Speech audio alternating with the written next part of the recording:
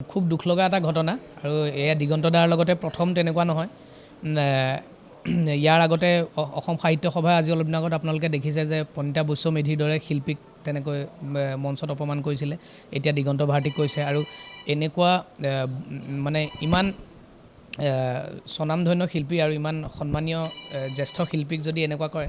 আমালৈ কি থাকিব আৰু ন আৰু গতিকে তাৰপিছত আজি মই দেখিলোঁ যে তাৰপিছত সেই মঞ্চখনত আমাৰ বন্ধু নীল আকাশ নীলেও অনুষ্ঠান পৰিৱেশন কৰিছে ঠিক আছে বাৰু এইটো কিন্তু ৰাইজৰ কাৰণে গৈছে বুলিও যদি আমি ধৰি লওঁ যে ৰাইজে আশা কৰি আছে অনুষ্ঠান এটা হ'ব বুলি নীল আকাশ আহিব বুলি কিন্তু তাত গৈ মানে ডিপ্ল'মেটিক ভাষণ দিয়াটো মই বেয়া পাইছোঁ আৰু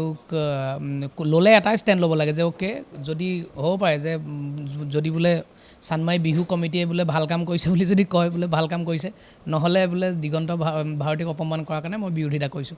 যিকোনো এটা হ'ব লাগে তো মোৰ ষ্টেণ্ডটো সেইটোৱে যে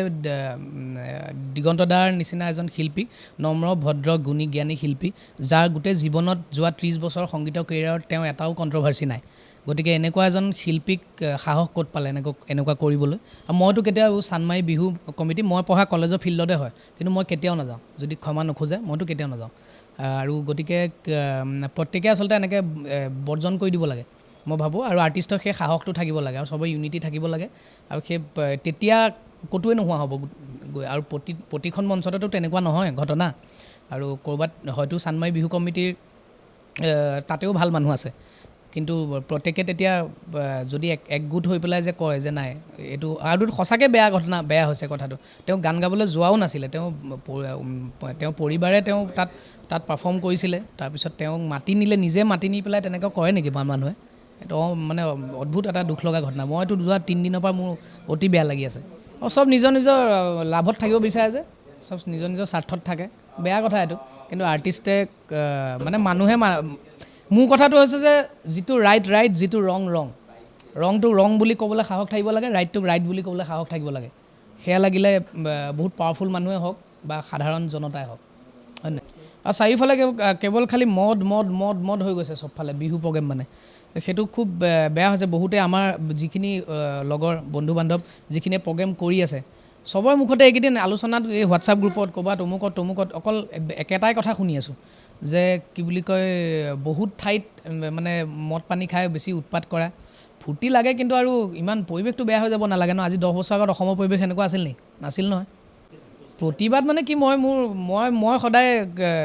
মানে আইডাৰ ব্লেক নহ'লে হোৱাইট মই মাজত নাথাকোঁ মই গ্ৰে নহয় মই কেতিয়াও মাজত কথা নকওঁ গতিকে আৰু সেইটোৱে মোৰ দুখ লাগিলে কাৰণে মই মোৰ দিগন্ত দাক যিহেতু বহুত বেছি শ্ৰদ্ধা কৰোঁ গতিকে দিগন্ত দাক গান শুনি ডাঙৰ হৈছোঁ এনেই ক'লে নহ'ব ন আমি দিগন্ত দাক গুৰু মানো দিগন্ত দাক গুৰু মানা যদি তুমি শিষ্যই কি ক'ব লাগে সেইটো কৰা শিষ্যই কেনেকুৱা ষ্টেণ্ড ল'ব লাগে শিষ্যৰ নিচিনা ষ্টেণ্ড লোৱা ডিপ্ল'মেটিক কেলৈ হৈছা নহয় ভাল বেয়া মানুহ চবতে থাকে বেয়া মানুহক ভাল মানুহখিনি একগোট হৈ পেলাই বয়কট কৰি দিব লাগে তেতিয়া বেয়াখিনিও ভাল হ'ব আল্টিমেটলি আচলতে চবেই ভালেই হয় কিন্তু এই অকণমান আৰু ৰাতি ফূৰ্তি পানী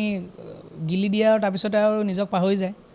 অসমৰ পৰিৱেশ এনেকুৱা অসমৰ আচলতে মই গোটেই ভাৰতখনতে ঘূৰি ফুৰোঁ গোটেই দেশতে ঘূৰি ফুৰোঁ আমাৰ বাকী এই নৰ্থ ইণ্ডিয়া চাউথ ইণ্ডিয়া বা